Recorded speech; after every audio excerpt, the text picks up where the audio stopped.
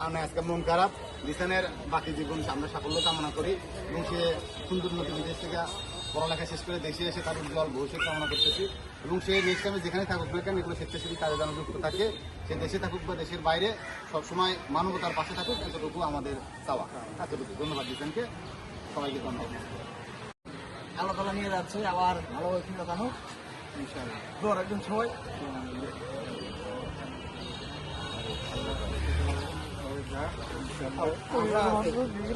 ভাই ভাই ছোট ভাই আমরা আছি সবসময়। হ্যাঁ, তো খারাপ লাগবে এনি টাইম আমাদের কল করবে, ভিডিও কল দিবি। হ্যাঁ, কথা হবে ইনশাল্লাহ। দোয়া করি ভালোভাবে পড়াশোনার চেষ্টা কর।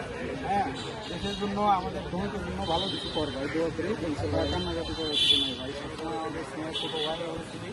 হ্যাঁ, থাকবি সবসময়, যত দূরেই থাকিস আমাদের মনের ভিতরেই থাকবে, আমাদের সংগঠনের আমাদের ধনুকের অংশ হয়ে থাকবে। এটা নিয়ে টেনশন করা লাগবে না।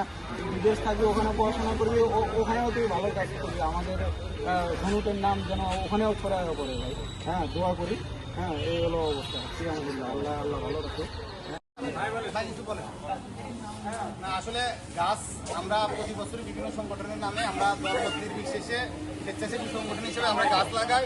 আর এটা হচ্ছে আমরা বর্ণবিলাস পাড়াগাঁর উদ্যোগে আজকে প্রায় 200-র বেশি অধিক আম গাছ আমরা সারা দেশের বিভিন্ন এলাকায় আমাদের বর্ণবিলাস পাড়াগারের স্বত্বাধিকারী শিশির ভাইয়ের মাধ্যমে সবাইকে আম গাছগুলো উপহার হিসেবে দেওয়া হইতেছে। আম গাছগুলো যাতে ভালো মতো সবাই লাগায় এবং রক্ষণাবেক্ষণ করে, শুধু লাগালেই হবে না, গাছগুলো যাতে যত্ন করে আর গাছগুলো যাতে হয়, এতটুকু আপনাদের কাছে চাওয়া। পরিশেষে আম গাছ এবং আপনাদের সকলেরই সুস্বাস্থ্য কামনা করতেছি। ধন্যবাদ সবাইকে।